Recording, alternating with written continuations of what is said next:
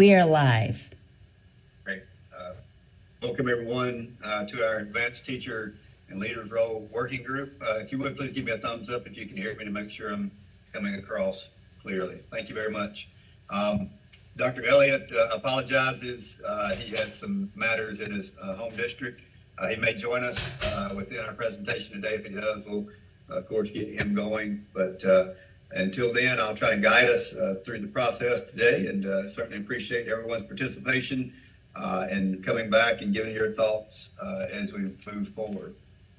Kim, if you'll go to slide 2, please, and we'll go over our agenda. Our agenda for today are certainly go over our norms, our work focus. This is the February meeting. Hopefully we can conclude business and work we have to do today. We'll do some introductions and review our January meeting outcomes and finalize the addendum moving forward. Our norms, following slide for today, just a reminder, sure that the work of this working group is led by the interest and needs of North Carolina students and educators. Working group will collaborate and work to achieve consensus on their final proposals, recognizing that unanimous agreement on all details will not be achievable. All opinions are valued. Members will not diminish the opinions of others. Members will share talk time and not dominate conversations. Members will speak with specificity so others fully understand their thoughts. Finally, members commit to full engagement at the meetings, important work in between the meetings that we have done. Next slide, Kim. These are the different sectors that we've established that we need to have conversation about. You guys did that in our last meeting, and we've compiled a list of those on the other document that I'll have Kim pull up just a second. And then ultimately, some addendums that we had consensus that we talked about, in which we wanted to make a couple of changes to that recommendation or that brief that was put together. Kim, would you pull up the other document at this time, please? This time, does anybody have any thoughts on where we are within the process and our prior meeting? Kind of going back and thinking through some of our conversations. If anything has resonated with you or had some new ideas, again, please elaborate as we move forward. We're hoping that today, I think we did a good job of dissecting the information that we talked about last time in the brief. So hopefully for today, we'll just kind of reconnect on those areas and talk about making sure we're able to propose these to PEPSC later this week. Number 1, identification of roles to be piloted. You guys can see there those definitions that were established. Adult leadership, highly effective full release educator whose responsibilities include ensuring that all teachers under their supervision and development effective instructional practices and having a positive impact on student learning. Part of some of our conversation, and we created an addendum on the last page of this information, that for that adult leadership license, we wanted to be able to add the language that instead of being a full release teacher, this teacher would include co-instruction for a certain percentage of the total responsibilities as part of that definition. That's still agreeable by the committee as what we would like for that identification of those roles to include.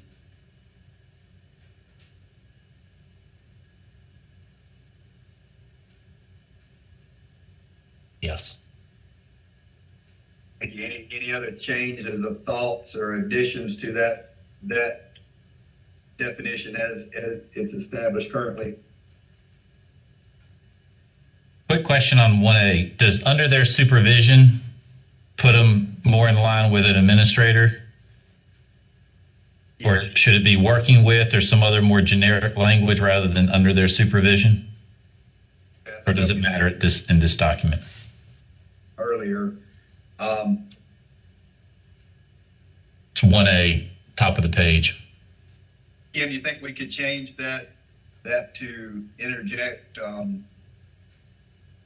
that is, instead of being a full release teacher, that teacher would include co-instruction for a certain percentage of total responsibilities, that all teachers Yeah, right there. That piece right there. Maybe take under that supervision, maybe take that out. Is it all teachers? Working with. Working with or developed effective? Yeah, I agree. Leading, you could say leading. Leading, okay. Yep.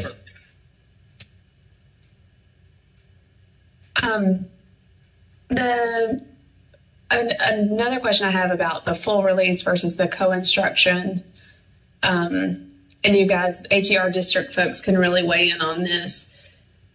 The full release part is really, referencing they don't have any students actually assigned to them, but the responsibilities includes co-instruction with their teachers that they're leading. So I don't know if it's as much an either or as they are a full release educator, but they are responsible for co-instruction as well. I'm worried about districts not giving their lead teachers the release time that they really need. So that's the only thing that is giving me a little bit of concern with taking full release out of the language. I agree with that, Leah. I think, in practice, our multi-classroom leaders they have a variety of responsibilities, one of which is that co-teaching, modeling, working with small groups of students, et cetera. And I don't think I'd want to specify a percentage of time which they would have to do any of those things, because I would want that to be, dependent on the district and school's needs too. Okay.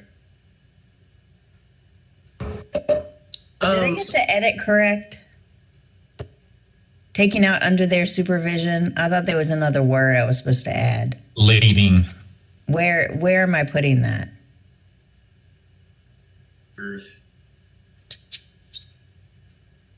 It could be all teachers under their leadership or all teachers they are leading or something like that. I think under their leadership or their guidance. Is guidance a good word? It'll be fine. Yeah, leadership is because they're adult leaders. Perfect. Good. So if Leah, based on your suggestions, if we left it as is with the full release of the educator whose responsibilities, their responsibility is that they're under full release not to ever embed themselves in a classroom, but kind of leaving that as it is. I think it's okay. I remember our conversation from last time being sort of making sure that they're considering co-teaching as part of their responsibility. So I don't know if that's almost like something below this sort of top line definition, perhaps. What if on the last page, first bullet under the right? That's in the addendum. If we go to the last page, first bullet, could it be instead of being? Could it be as a full release teacher? I like that. Okay.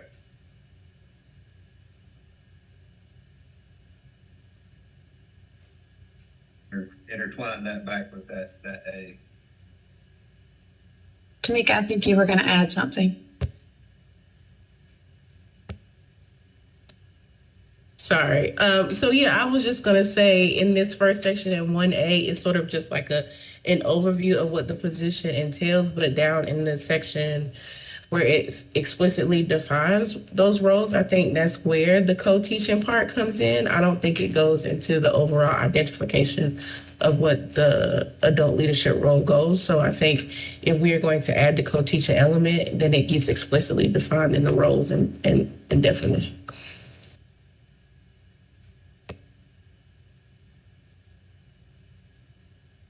Tamika.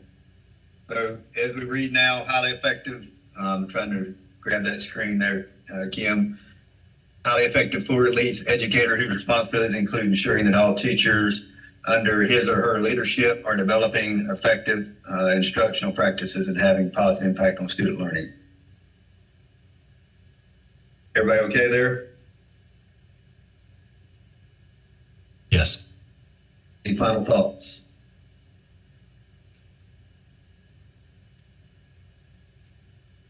Okay, hearing none, I'm going to move to B.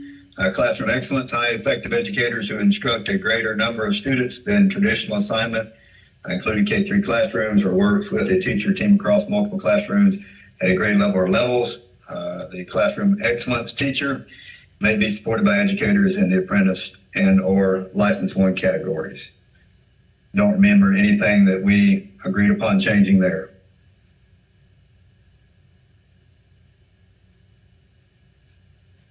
Okay, perfect. Moving forward to the definitions, responsibilities of the roles. Those are defined as we see there as the adult leadership, at least 90% of the time devoted to serving teachers in the classroom setting. Licensed 1 teachers at least 5 hours a week. Licensed 1 teacher's classroom. Licensed 2 at least 2 hours a week. Licensed 2 classrooms. Licensed 3 1 hour a week. Licensed teachers' classrooms. Provide coaching and leadership to facilitate peer reflection and instructional practice improvement. Collaborate with the district school leaders to address formative aspects of the NC educator evaluation process. Address state, district, school professional practice priorities aligned to standards 1 and 5 within the PDP. And conduct peer observations that model exemplar lessons for initially licensed teachers. Any thoughts there? 6. Go on. I'm sorry. So the, I guess in numbers 2, 3, and 4, do we need to be that specific with the time that the adult leadership roles are participating in work with other teachers? It feels to me that I think we could generalize it and include all of those things. However, making it as specific seems a bit cumbersome. Yeah, Robert, as I was reading that, it does. I mean, you outline 8 hours there specifically to what a person can be doing. What if we put suggested at least 5 hours, suggested at least 2 hours, recommended, terminology, something like that? Would that be okay? Yeah, I like that. I agree. And I think, it's really going to depend on the makeup of the team. So, should you have a team of all licensed 1 teachers, which is possible in certain settings, that would be a really, restrictive sort of schedule for the lead teacher. So I recommended as well. Tina and Tamika have their hands raised. I don't know if Tamika, that was left over from before or not. It's not. Actually, I apologize that we are now in section 2. I was checking my notes from the last meeting and wanted to flag the classroom excellence role under 1B and just flag the piece that says that this individual could work with a teacher team across multiple classrooms at a grade level or levels, and wanted to flag that we also talked about content areas as well, so it just didn't exclude traditional classroom teachers, but like CTE or like arts or something like that. So I just wanted to flag that. Yes, good point. Let me reread that.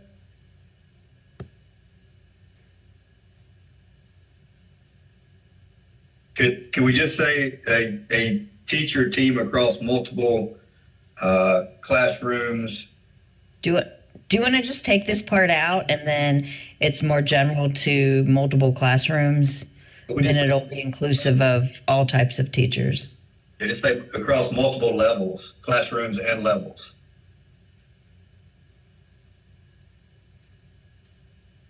And that encompasses an entire school. Yes.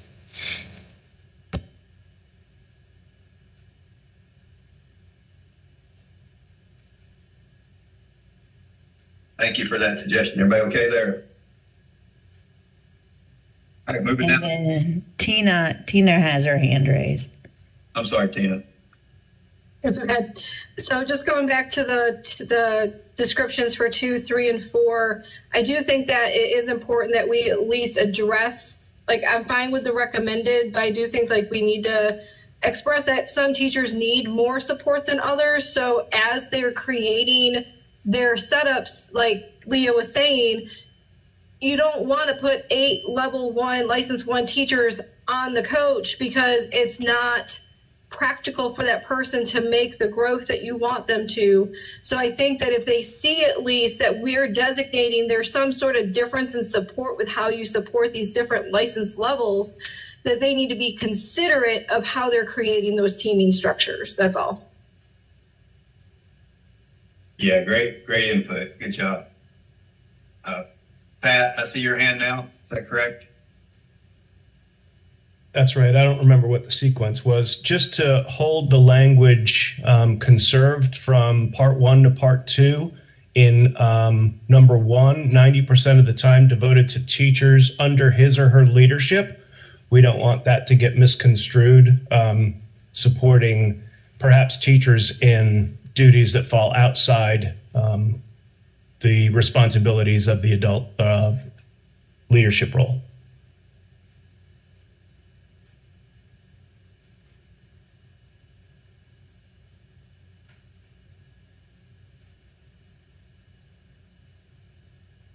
You wanted to, or you want to implement or put in there at 90% of their time devoted under their leadership, devoted to serving? To serving teachers under his or her leadership. Okay, in the classroom setting? Not just any classroom teacher in the building, but it's teachers that are specifically identified to be supported under his or her leadership. And that keeps that language conserved from part 1. Yeah. Thanks, Pat. Deb? Switching to number 6, says collaborate with district and school leaders to address formative aspects of the North Carolina evaluation process. I'm assuming that means the observations, not the summative. So it sounds like we're promoting them to be an evaluator for the observations, which is going to be real tricky, especially if it's teachers I'm trying to improve. So it's that whole idea, are they administrators or are they coaches? That whole bullet is really tricky for me. Why do we have to have that? I don't think we do. Because if you look down at bullet 8, it says conduct peer observations, which is more in line with what teachers do to support other teachers in the evaluation process. You have that already in place. Yes, sir. I also think 5 gets at this idea that they're helping them improve their practice and identify where they need to improve their practice. So I think 5 helps us get at that piece as well. Yeah. So Kim, if we do a strike through on 6, Mm-hmm. is that okay for everyone? Yeah, I'm in agreement. I think we need to get away from the evaluative piece on with these positions. I think that can get real tricky.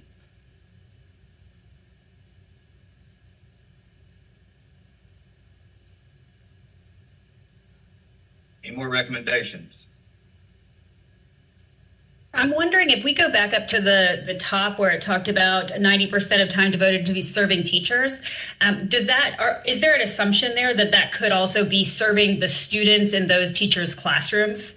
I know a lot of our multi-classroom leaders are pulling small groups of students or, working with kids as well. And that is part of the current expectation because they are still classified as teachers.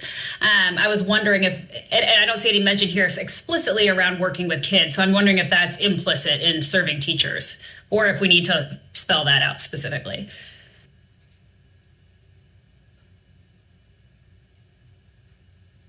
I read that as being open-ended and what teachers do in their duties. In our model, that's one of the co-instruction models is, there are different models in the small groups or that element is one of the ways they can co-instruct to target students. Is implicit, I would say, to answer your question directly. Okay. Is my thought. I'm open to adding language and also we would, I think, align exactly what you're saying in our model. Okay. I wonder if it's instead of serving teachers, supporting teachers. I don't know if that really makes a difference when I think about pulling a group of kids for a teacher, you're supporting that teacher. And so I don't know if that really will make a difference, but potentially. That's helpful. Like it.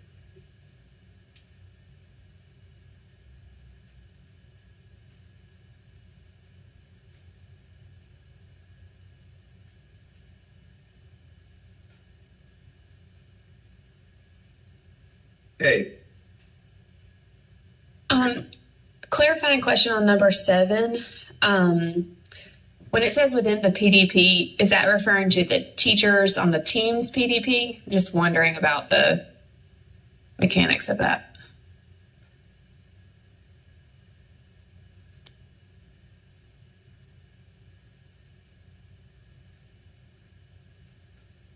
I had a question about that phrase as well, but also with the classroom excellence because it's down below too. The within the PDP just. Why do you, I don't know if we need it. If, you know, I guess a person can have multiple goals and things within a PDP. Why do we have to have that within that person's assisting with? Again, that goes back to evaluative pieces, doesn't it? In a sense, yeah. I'm just not sure if we need that prescriptive of a term. I mean, if it is addressed through the instructional practice priorities, it doesn't matter if it's in the PDP or not. It's aligned to the priorities that are dealing with instruction.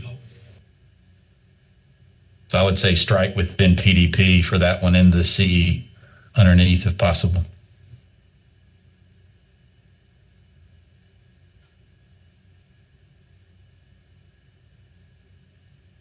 This is starting to look like papers I wrote in college. Anything else?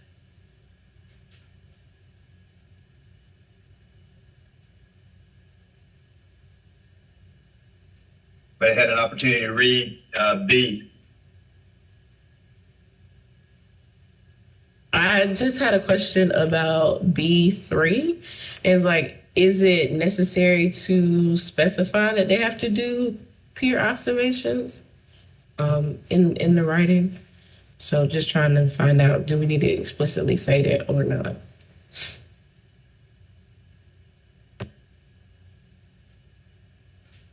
You know, that I read that as being kind of, we're always in trying to find peer observers for that process.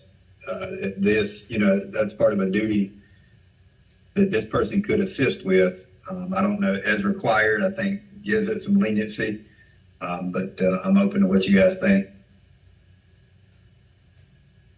Are you asking, is it almost a redundant statement? Because if you're a classroom certified teacher, then as required, you're going to conduct peer observations? Yeah, I'm wondering, like, is it necessary to say that when given the role, right, that you would have to do that anyway? I kind of read that as a principle that these are the folks that would assist you with that process, instead of trying to find someone that would agree to do those peer observations and the evaluative tool that these persons that would be kind of their job responsibilities for the extra amount that they're receiving. But you guys help me with that one though. I was okay with it when we struck out the number 6 under adult leadership, because if we're doing it for peer observations, and it seems almost like it's part of their job, it's the as required is one level beneath, and it's already a job responsibility. So that's one that didn't bother me too much and created some consistency between the two. But I'm open.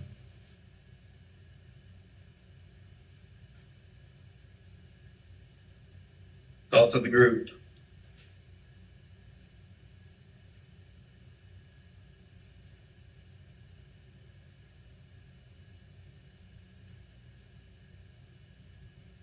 Okay, we'll leave it as is, I guess, and move to number 3. Expectation of credentials to obtain, hold, and maintain the license appropriate to the roles for both. Complete the requirements for license 4. I certainly think that's applicable. 2, exceeding expected growth in EBOS if available. I personally had just a question there. I think that's an extremely high standard. I have hired and had teachers that were incredible teachers and teacher leaders that didn't necessarily meet growth the prior year. And I was just wondering how that takes some players out of the game that are truly quality teachers that we would potentially put in a role there. So can I ask a question real quick? I should probably get used to putting my hand up. Sorry. From what I understand, these are somewhat menu items. So, someone may not get exceeded expected growth because it may not be available, but they may have gotten it or they may not have, so they would still be eligible, right? So am I thinking about it correctly? They don't necessarily have to get 1 through 5, but it's necessarily, things that would qualify someone. Am I correct in thinking that way? I think that's the way it was in the pilots. It was a list of items, and you could multiply. You could have different the way this reads is, I would assume it's either exceeding the, if available, might give us some leeway, because I think that's what we were talking about, and maybe it was Tamika last time, of how do we open it up to other teachers who don't have access because I don't teach a subject that has EVAS. Part of me wonders, is number 2, should that be bulleted underneath number 3 because it says develop a criteria based on current programs? So, I think, Robert, that's what we're talking about. We have current programs that with tough criteria. Could that be one either under there as something considering rather than its own bullet equal to the other 5? Yeah, I would agree. We have our pool process, and people go through and qualify. So I would support kind of the district, process, criteria for teachers to be able to be part of that, to be in this somehow. So Robert, are you saying that this is a qualifier, but if a person, if you had an exceptional teacher that had met the other credentials, that's not a disqualifier completely if they didn't exceed growth? Or yeah, yes. Or if the district has created a rigorous process in which teachers can qualify, if that's part of the district's process, then that should be up to them. So I don't know that we need the state to tell us kind of how that should be. Great. I appreciate that. That was kind of where I was leaning a little earlier, in just my thoughts that although we certainly don't want to water down anything, to say that you had to exceed growth is I use a lot of caution with that. How do we capture that in this document without saying that? The way that reads to me, exceeding expected growth, there's no leniency there at all. It's either you did or you didn't. How do we incorporate that to say that a district or a PSU has the flexibility to have a rigorous process to which that may include exceeding expected growth on EVAS? What if we just take that language and put it at the end of number 3? Like, for example, or may include at the end of the now number 2. Yeah. Okay. So developing a standardized criterion based on advanced teacher role program selection process as developed from advanced teacher roles in combination with other advanced teacher roles to include exceeding expected growth. May include, maybe? Yep. And I think you could even pull in the distinguished performance on a 360 stakeholder evaluation process, couldn't you? Unless that one is high enough of a priority that one needs to be its own separate, because we don't have the 360 in our district. I don't know if any other districts do, so it might be because that's a new one that might need to be added as an example, if that's something that's important for the state. And I'm not aware of what that process is. I've never used a 360 evaluation process model. Yeah, I was gonna flag the EVOS thing in general, but I'm glad we're moving it to that, because it also doesn't say like when in a teacher's licensure cycle do they have to demonstrate when they've exceeded expected growth in EVOS. So there's a little bit of ambiguity there, but also for the 360 evaluation process, like a distinguished performance, like what is the 360 evaluation process? So then what determines what is distinguished or not? And so since we don't have those details, it's a little problematic to even put this as an indicator for an expectation when we don't even know what the instrument looks like itself. So I was wondering, EVOS is a specific student achievement data, right? So we have a variety of student data within districts, like DIBELS and map data and all that. I wonder if we could generalize the language just to say, including student achievement data, that way, because we honestly, in CMS, we use other data other than EVOS because EVOS at times is just not timely. So we do use other stuff. So if we can generalize that, I mean, I would support that. And I definitely think the 360 thing, I think we talked about maybe removing that anyway, because it lends itself to a specific, does it company or approach or something? I think maybe 360 is like a branded name, but I think the intent is that more than one person is observing you, perhaps evaluating you. Yeah, it's like multi-stakeholder. Students, parents, and getting other people to input. Like student surveys, then your administrator, peer observation. So, Kim, I think I'm way backing up. I have two big questions. It's sort of like outside of the specific criteria. It says here to maintain the license appropriate to these roles.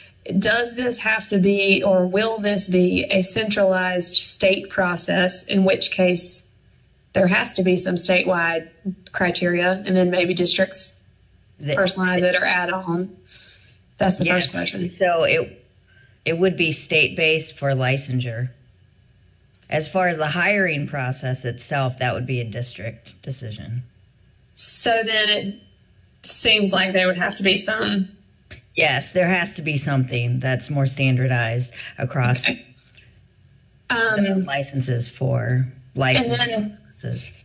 And then in which case, follow up to that is that if it is something that the state has to set and then the districts are doing their own tweaks, it's as flexible as possible for the licensure, and then the district is looking at people with sort of their own personal lens on what they're really looking for the positions.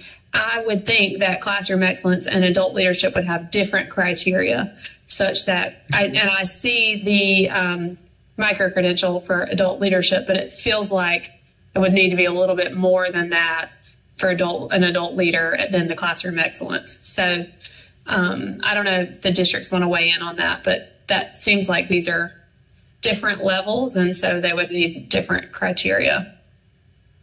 Before we move on to what Leah's talking about, can we go back to what Robert talked about with this comment here? What's in red as far as what you guys want for an example, or do you even want an example there? Because this is the type of thing that we're asking legislation to be put in legislation, or to have that flexibility. And so if we pinpoint it too much, then it's in law. Yeah. The which may include student achievement allows us to use teachers who are top 25%, which opens up reading. So see, I would highly recommend that, because that gives us flexibility. And I think, Leah, just to go ahead and answer number 2, we have different criteria for different roles within number 2. So our facilitating teacher is a much different role and criteria than our multi-classroom. It's paid more, the criteria is harder.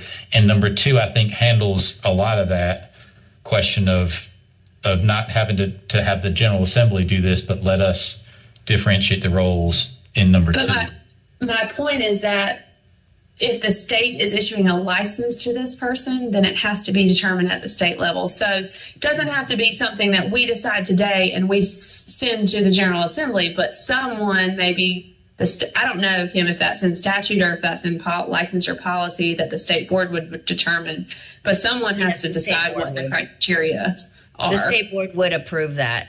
Okay. Essentially. I mean, it may be something that is sent to PEPSC to make those decisions. Probably. But that's not guaranteed either. It just depends on what the state board decides on. And just a clarifying question. So you all are saying that the state board would decide on what the requirements for the license for are.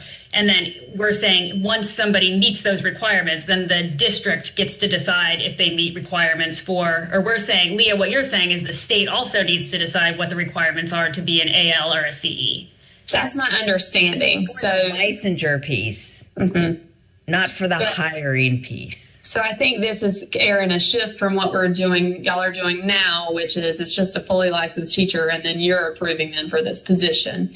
Yeah. Whereas this would be, as we think about scaling it, this would be, I have obtained this license, a CE license from the state, which makes me now eligible for CE positions in all the districts. And then Edgecombe County, picks from the CE pool, basically. I see. Then I feel like these bullets, we need another bullet then that says, like maybe bullet 2 is also completes the requirement for a CE license, right? Because are you saying that's in addition to a license for? Yes, it would be. The way I understand. I feel like we might need something just because when I read this, I'm not clear that there's actually two things, right? Like you need the license for, and then you need this additional CE license or AL license. But in this section right here, these are the expectations and credentials for both AL and CE until we get to number 4, which is specifically for AL only. So a person could already have these credentials and choose to be CE or choose to be AL. So I don't know if there needs to be further like compartmentalization to separate them, but I think it's already listed like here's some baseline for both, and then it ventures off for AL. So, and I had 2 things, and one of it was the question around that first part, the requirements for the license, because I was looking through to see if that's been defined anywhere, and I don't see that it's been defined what those requirements are for that license 4 level. But then back down where we were also talking about the changing the language around, you know, when we were talking about the EBOS growth, I think one part that's missing is that there should be consistent evidence that this person is growing students and moving students along if we're moving them into these roles. And I think that's one of the things that's missing is, are we looking for 3 years of data, 2 years of data? Because I think, you know, I could get blue 1 year, but if I have 5 years of red data, I don't know that I'm necessarily competent to start leading other teachers because I had 1 year of good data. So that isn't a different working group looking at all the other license levels. You guys are only looking at the advanced teacher. So Kim, just to clarify that other group, are they setting the standard for the license for adult leadership and classroom excellence licensure, and then we're saying how to hold that license? Or are they not even looking at those licenses, period? We're setting both. They're looking at licenses apprentice through license 4. They are not looking at AL and CE. Okay, so we're setting the standard for how to achieve the license and then how to hold on to it. Yes, I mean, other than the 3 out of 5 years, like the renewal piece for all of the license 4 and above licenses, that is in another group. And then also the 3 out of 5 years of effectiveness. That's being looked at by another group. But then those choices would be the same across license 4 CE, license 4 AL. Whereas you guys are looking at specifically looking at the roles of these particular licenses and then the responsibilities, defining those more so, and just seeing how as specific as possible without getting too specific what these would look like on the licensure side. I mean, it also affects districts, but how to be licensed with this particular role.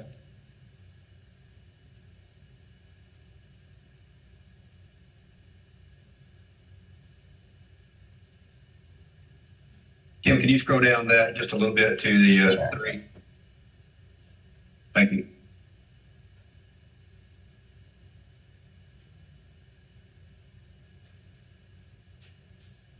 So is it worth just noting that there's still some confusion on license 4 and then the ALCE on top of that? Because I don't know, that gets my attention. If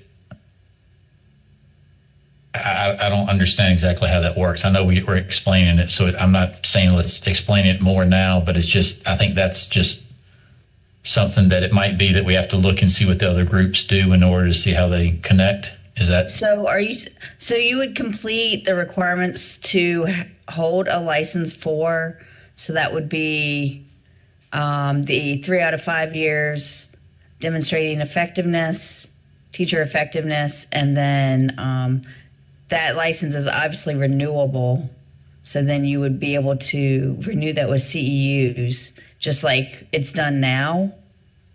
And so then there would be these additional pieces that you would do for AL and CE. And you can see that Tamika mentioned that number 4 here is only for AL, whereas 2 and 3 are also for CE as well. Does that make sense? It does. That 3 out of 5 just negates what's in red, number 3.2 that we just added, because if the licensure requires you to be blue 3 out of 5, that eliminates all of your non-EVOS teachers.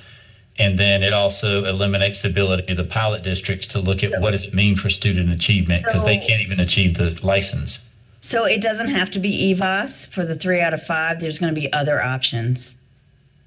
Does the state define that, or does the pilot define that? So that's going to also be something that will be defined within the pilot. So the districts will have It's some being input discussed now. It has been discussed in working groups, but specifically it will be determined more so with the pilot. And some tools may need to be created, validated, and figured out reliability options. Kim, I think there's got to be some trust based on what we're doing that the work group prior to us and license 4 is going to have a model that's that says what it needs to and gets those persons, because yes, of what we have, they have to meet those said requirements before they can work to what we're establishing here. And what we currently have does have some different processes, and for the CE and then for the AL, they have to have the successful completion of those micro credentials to get to that standard. Well, the way I look at it is what some of the other groups are doing. I believe it's the new entry pathways. You guys are building on that for the CE and AL licenses. Right.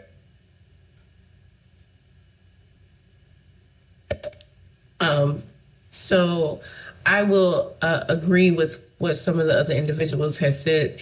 Like, we are currently working in a silo around these 2 particular roles, and it is a little difficult and challenging to try to think about the big picture of how these things fit together. And the second thing I want to say is that I worked in the licensure group, and we talked about these particular 2 roles in that work group prior to this. And I view the AL and CE roles as like certifications or endorsements to your license 4. And so that is that is how I'm approaching this, is that it is not like you have to meet these licenses and then you qualify to earn these endorsements. And so that helps make the makes the determination in my brain of how we approach these particular roles. Kim and Allison may have to answer this. These are just recommendations based on this brief. Because the points you guys are making, it's hard for us to know what the other subgroups are doing for us to make our final determination. And I don't know that through our work, until we see a final product, that we can really hone in on that part of it. I guess that we would have to agree that this could be interpreted differently and looked at, because Tamika, I like what you're saying there. Certainly makes sense. I just don't know if we can answer that today without having the other work in front of us. So I heard my name called, so I will try to respond. The groups are all going to PEPSC, or the recommendations from all the groups are going to PEPSC on Thursday, for them to pull them all together and to report to the state board, is my understanding. And then yes, that's correct. And the state board will consider this. There are really three different levels we're looking at here.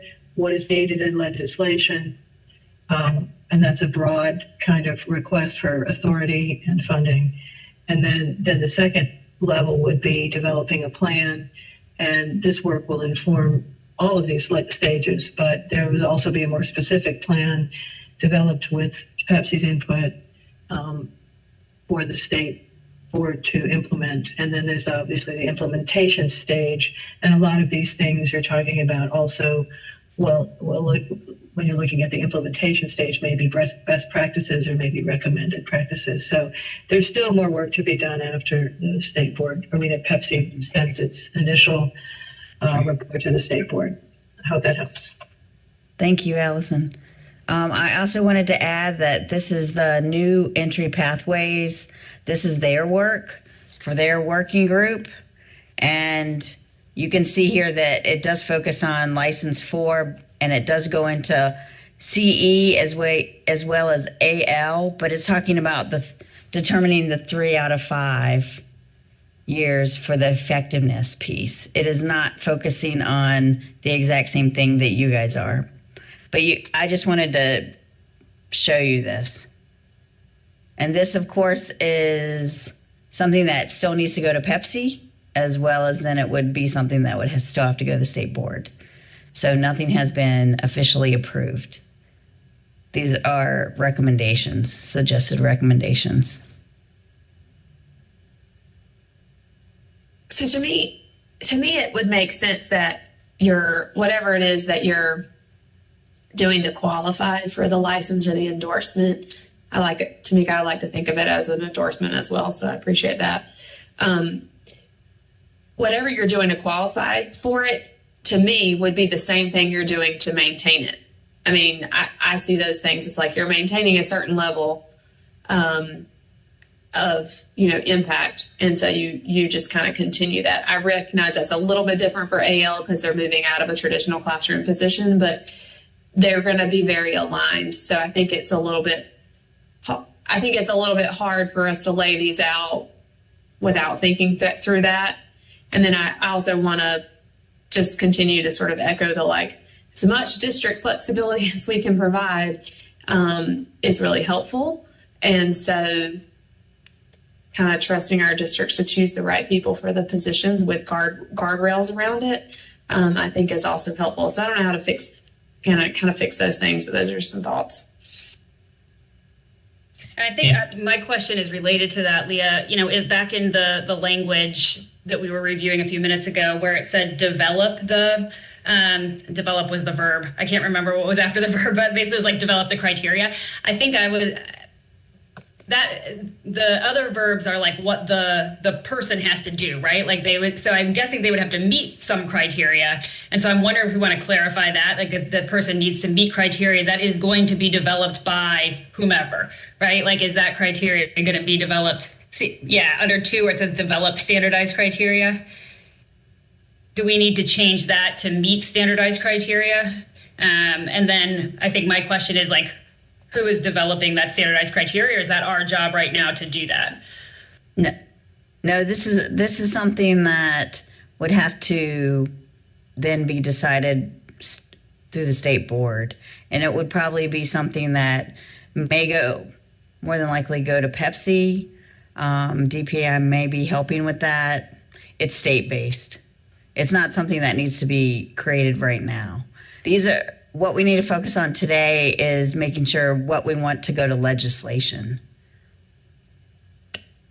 So one of the things that's important is and don't go back there, but the prior document to even get the level 4 makes it seem like it's harder to get a level 4 than it is to qualify for the AL or CE. So that, because what we just changed in red right there under number 2 is which may include student achievement.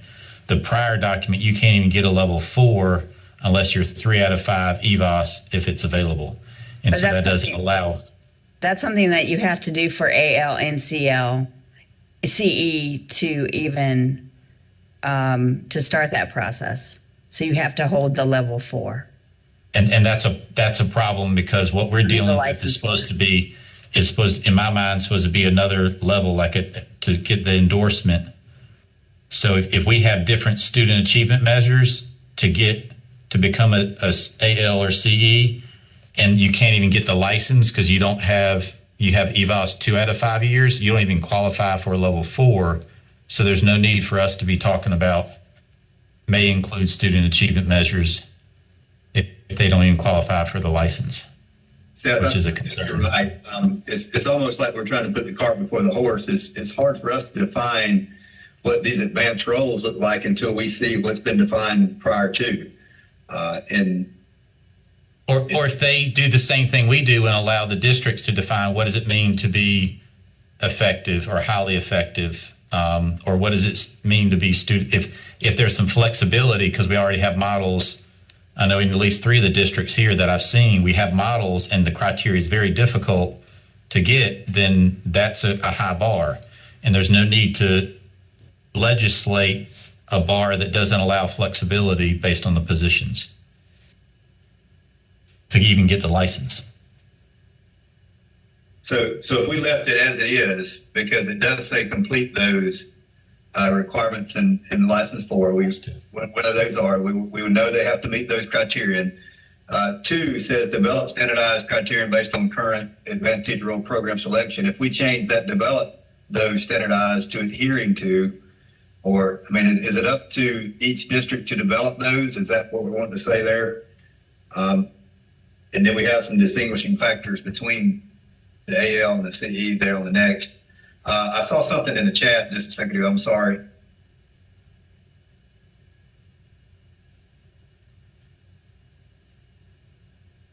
Yeah, I think we were just chatting a bit about order of operations, just to echo what I think Seth was sharing and what you were sharing as well, Bill, that it'd be helpful to see what's the draft for licensure for, and then just say, well, is there anything else we'd like to see? Maybe it's a 360, maybe it's micro credentials, maybe it's some other type of leadership. And maybe it's nothing else, right? Maybe then it just goes to the district and the district decides. I'm not sure, but I think that I agree that it's challenging to do this without seeing license 4. It is. Is what we have, does it give it a broad enough stroke to where it gives us flexibility to identify something moving forward? Are we okay with what we have in place, understanding those factors? I'm trying to bring up the other document that I already had up. I think the licensure piece is out of our control. So if whoever is in this meeting that can talk to PEPSC, and it might be Bill, it might be you, just make sure that this document is the harder to achieve than the license, because if the license has more limiting factors, then it really just messes everything up when we consider the position. So if that message is brought back, then they can change their own document for the license. We just need to make sure that our ALs and CE qualify for a license before we get them to qualify for those roles. Right. And it seems like that is an important question, because if they're getting this additional endorsement or whatever it is. And I agree with the endorsement conversation. There is an additional salary component, right? So there does need to be that extra step. With the wording that we just had that we were working on, one question that I did had was sort of the what about national board certification? What about coursework towards a master's degree? And it looked like when Kim brought up the other working groups document that they were considering that for license 4, but I may have misread. So those were 2 points that I just wanted to add to the CEAL endorsements. Kim, thank you for bringing this up. I'm wondering about these are I see renewal tools here. Are those different than the eligibility requirements? Like earning it? So the demonstration of effectiveness, 3 out of 5 years, that's 3. And then the renewal tools could be any of these. Something like CEU based. So there's 2 separate pieces to that. Got it. But all of so I know EVOS is there, but other tools, they are to be determined because they may not have been designed yet. So it looks like to me, these things have been defined by a different group. And it's almost like we're working against each other and what we're trying to put together in this language. I mean, I will say that this is taken from a lot from the draft model that was already discussed extensively through subcommittees. I feel like I've seen 2 different things so far with the documents that have been pulled up with this license 4. Some of them under the license have said exceeding growth, and then this one just says demonstration of effectiveness 3 to 5 years. So does that mean meets effectiveness or exceeds effectiveness? And I think that when we look at that, we want to make sure that we have a rigorous enough process, but not a limiting process to where we're not going to have anyone at this level. Because I don't know the statewide data of how many teachers are consistently exceeding growth 3 out of 5 years, but that's tough. So for license 4, it would be meet effectiveness. Okay. Because and then as you move to CE, they're talking about exceeding growth for 3 out of 5. Okay. And then for AL, exceeding growth. And that's not our subgroup, but I've always thought those are very limiting factors on some things that are out of people's control and in their hands. And I have seen exceptional teachers not meet those criteria that we have there, and that gives me a little pause. And I thought that's how we had kind of redefined that, just a little bit of saying, defining the effectiveness. I don't want us to get stuck on EVOS as well, because that is only one of the options. And I know that that's the one that exists right now. So that's what everyone knows. So I also want you guys to know that it is one of the options, and there will be other options. It's to be determined as far as what those will be. Because as you've already said, all teachers don't have EVOS either. Kim, is this something that we can table to say that, that this brief, that our working group had a lot of thought about, these expectation and credentials, that, we would really like to see what's defined and what's agreed upon prior to, and then ultimately, have some flexibility within number 3? Flexibility in number 3 on your sheet? Is that what you're talking about? The framework for our working brief that we're trying to utilize. It would be the other 3 that I guess goes with our group. Okay. Let me move. This right here? Yeah, I've heard a lot of comments, and I still think there are questions, but I don't know that we can define those solely today without understanding what's being done and recommended. So that's something that you can bring up during PEPSC on Thursday, but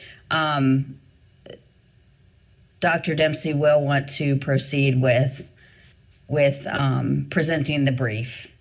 Okay. So I don't have a question, but I did want to point something out, because if there is a group that is working on license for adult leadership in the classroom role, and we are also working on those subcategories too, then there's overlap, and there's also not alignment, and so. But you're not working on it on the same things. So specifically, like they were looking at renewal tools, right, and then also the 3 out of 5 years, what exactly that means. So they're looking at renewal tools for people who hold license for adult leadership license, right? Right, but the renewal tools would be the same across license for CE, license for AL. Right. The expectation for those might be different across licenses, but the tools themselves that you can utilize would be the same, would be available, would be the same. So I just wanted to point out, because on the form, from the document that we are working on, which says expectations and credentials to attain, hold, and maintain, which is simply like renew your license. Like, we are also talking about a different set of criteria, which we eliminated the part about the EVAS part. So that's where, I mean, like, there's the overlap and alignment. So trying to figure out, like, that's where, like, some of the confusion lies in this conversation. Yeah, and I agree with the group, and I think, you know, we're kind of at almost a real stalemate, because it's hard for us to define, and that limitation is complete the required license for. So there's some different language there than what we have embedded in within that document for AL and CE here. You know, I kind of like what we have, but it doesn't seem to hold true with the other document that we just saw. So that may need to be clarified at some point here.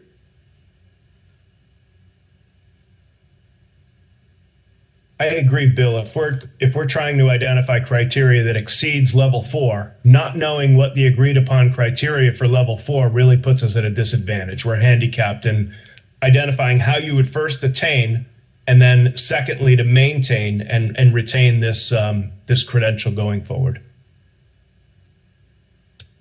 Yeah,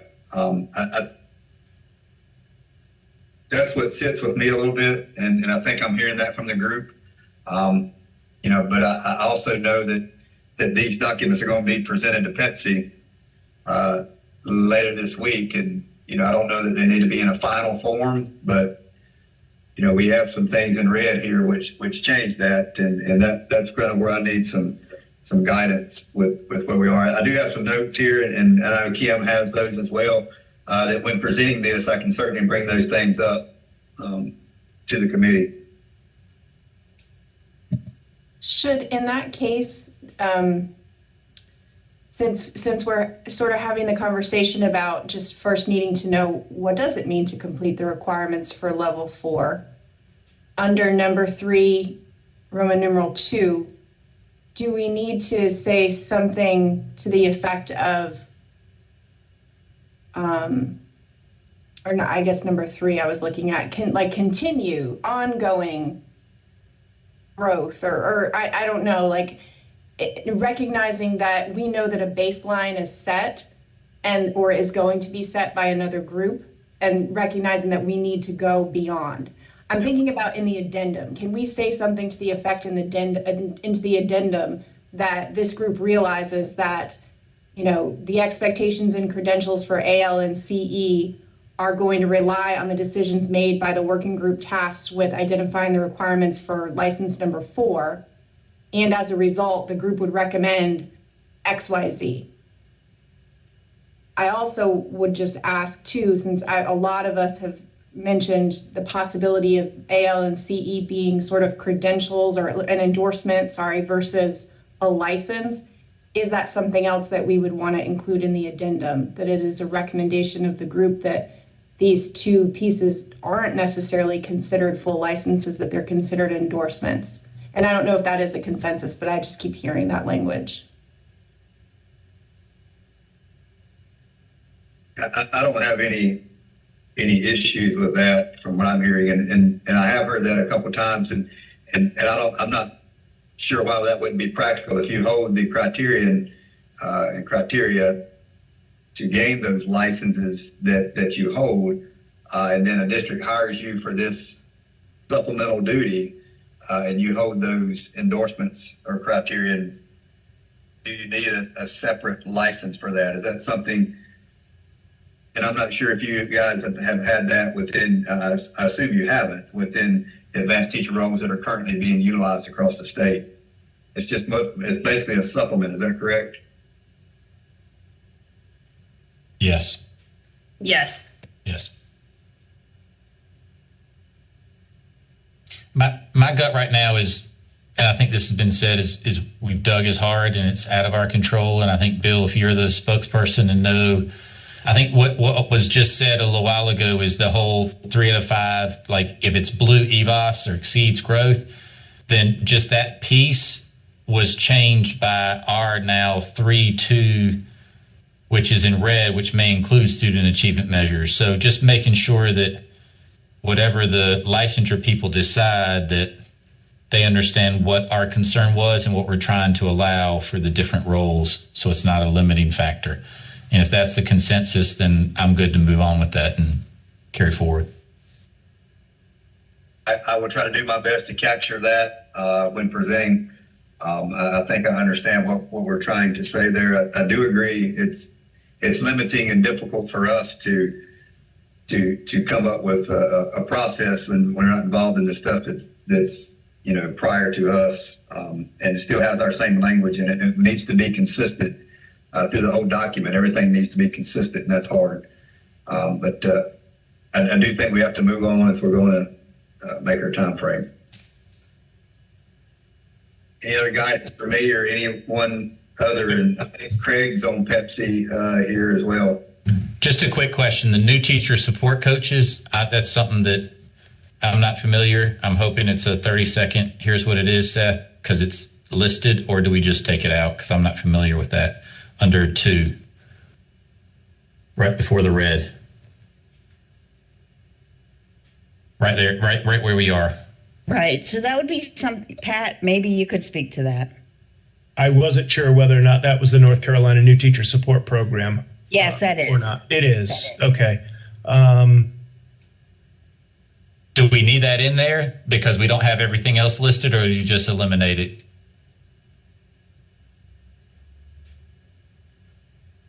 It's an example in there. Okay. I'm just asking. But what does that mean? I agree, Seth. What does it mean in combination with other advanced lead teacher roles? I don't understand that whole phrase.